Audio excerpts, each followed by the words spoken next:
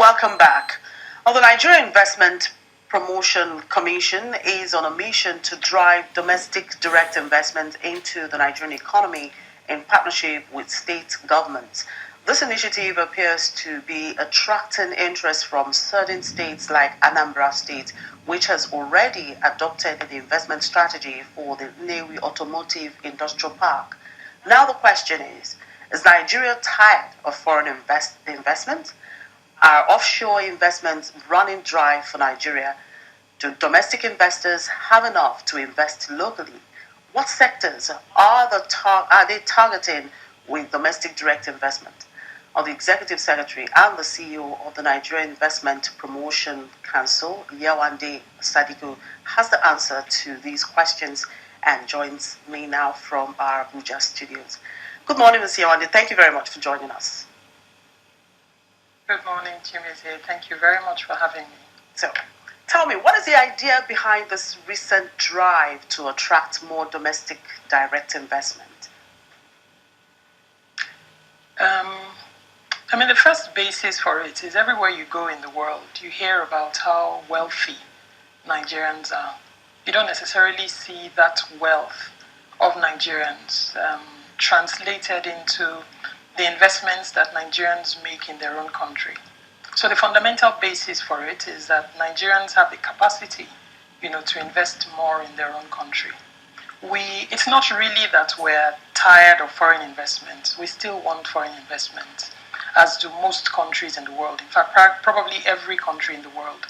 What we would like, though, is to have Nigerians participate more in the conversion of Nigeria's economic potentials to wealth. We don't want Nigerians to be bystanders when these opportunities that we all see exist across Nigeria, when this potential that Nigeria has, gets converted into reality. That Nigeria is becoming kind of disappointed, in the capital of flight, having these foreign investors in their dividends repatriation, which often culminates into capital flights. I'm not sure that anybody is disappointed in dividend repatriation. It's a matter of life for corporates. And the dividend distributions that come from corporates don't go only to foreigners. They go to all shareholders, Nigerians and foreigners. And I don't think there's anything wrong with the dividend repatriation. What we see, though, is that we don't have enough participation from foreigners and Nigerians in direct investment. And your previous guest spoke also about the quantum of portfolio investments that we see in Nigeria. Nigerians participate quite actively on the portfolio side, but not quite as actively on the direct side. And I think part of the challenge with that is that it is difficult to understand what opportunities exist on the direct side and how to access those opportunities on the direct side. So one of the initiatives that we're working on at NIPC is to profile investment opportunities across Nigeria. We understand the fact that we're a federal investment promotion agency, and that all of the investments that we promote will sit in the states. So we're working actively with state investment promotion agencies to profile investment opportunities across Nigeria. We don't want to stay only with the usual suspects. We believe, and I've seen it myself, there are investment opportunities across Nigeria. If we profile them and we have them available on a database that is accessible to all investors, domestic and foreign, then we give all investors a fair chance, to get access to those opportunities. And the fact that we're doing it on a state-by-state basis means that we give every state in Nigeria, all investment prospects across Nigeria, a fair opportunity at visibility, so that investors in the first instance are aware that they exist. Aside from this profiling, what other strategies are you putting in place to achieve all of this? Is it by way of portfolio investments with focus on federal government projects or state-owned projects? A lot of the opportunities that we see are private sector opportunities, and that's understandable. because even in government's economic recovery and growth plan, which is government's plan of achieving diversification and strengthening of the Nigerian economy, our estimate is that 80% of the investments that are required will come from the private sector. So a lot of the focus is on getting those opportunities from the private sector. But we're also keen to profile opportunities and investments that were initiated by state governments and that for one reason or the other, have not been operational, have gone moribund for some time. But these opportunities have assets, they have resources and they have prospects, that will be interesting in the hands of a private sector operator. So apart from the profiling, we're organizing from the 21st to the 23rd of this month a direct investor summit, which is the first event that NIPC will be having, where we will showcase the investment opportunities that we have profiled across Nigeria to investors, whether those investors are domestic investors or foreign investors. It is easy for an investment promotion agency to assume based on their mandate that when they have opportunities, they should take them to investors when they go abroad. But I think it is important to give Nigerian investors a fair chance to access them. So the Direct Investor Summit that we have from the 21st to the 23rd of May is one of the initiatives that we have for exposing these investment opportunities to Nigerian investors. But we also recognize that as a federal government agency, as a public agency, NIPC cannot do the job of promoting investments in Nigeria on its own, cannot do the job of facilitating investments into Nigeria on its own. So we have an initiative, an investment promotion club, that is aimed essentially at crowding the private sector into this task of promoting investments in Nigeria. There will be professional investment advisors who are the advisors that investors will typically consult before they take an investment decision. Strategy consultants, corporate financiers, lawyers, tax advisors, and the like. People who give them a sense of what they require, before they make that investment decision. But after they make the investment decision, they then need the services of professional service providers, people who will then assist to help them with getting their boots on the ground. Whether it's headhunters who help them with finding professionals to hire, or real estate agents who help them with finding, places to site their businesses, places for staff to live. If they're bringing people in from outside the country, and commercial bankers who will run their regular day-to-day banking.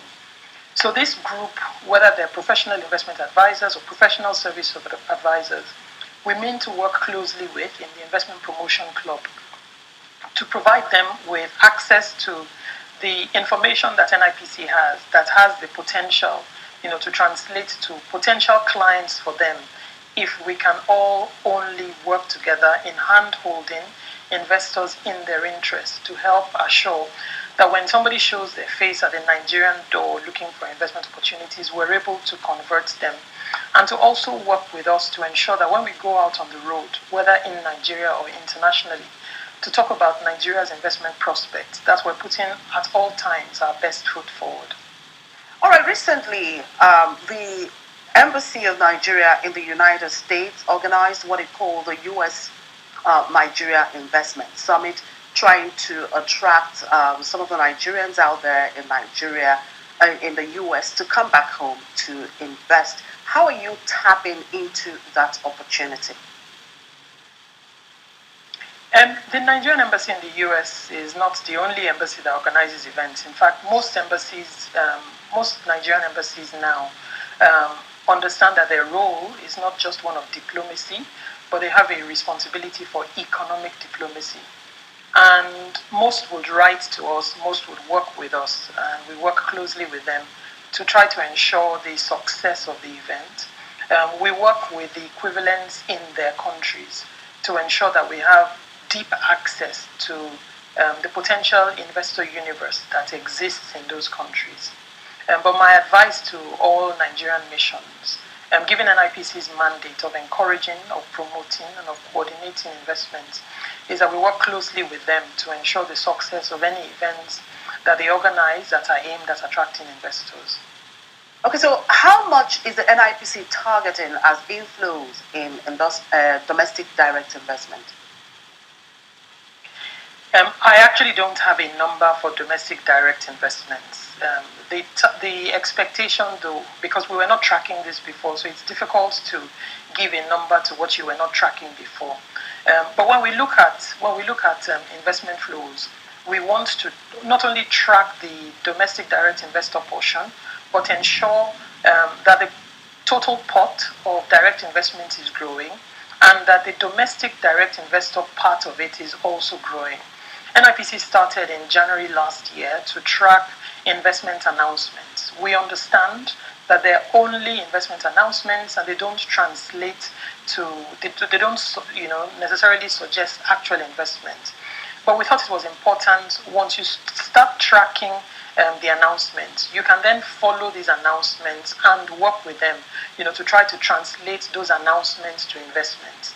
And those announcements, from what we've gathered, the bulk of the announcements that were made in 2017, relates to announcements made by Nigerians investing in their own country or with intention to invest in their own country. That's one indication, if you like, of domestic direct investment. But we're still trying to find the best way to track it. What we just want is that the numbers are growing, not only for the domestic portion, but for the total portion of direct investments that come into the country, or indeed for the total portion of investments that come into the country, whether they're direct or portfolio.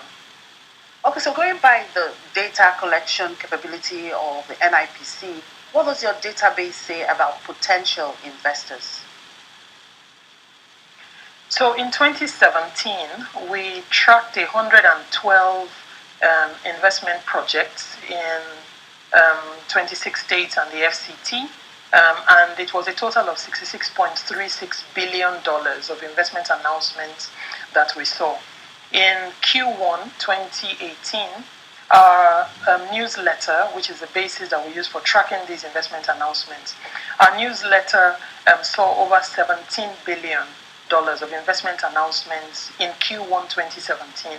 This is almost 3 times the 6.3 odd billion that we saw in investment announcements in Q1 2017.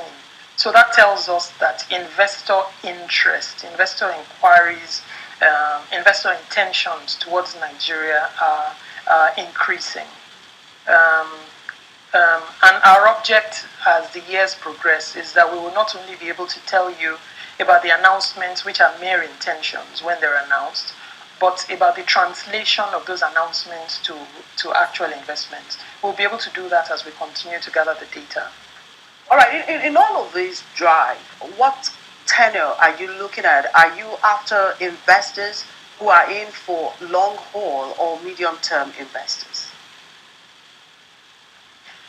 We need investors across the entire investment spectrum.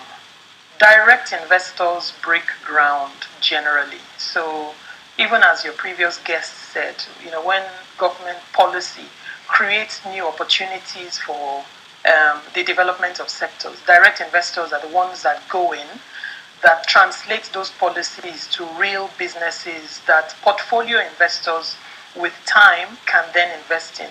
If we target only the short end, we will miss out on long-dated investors. If we target only long-dated investors, we miss out on the short end.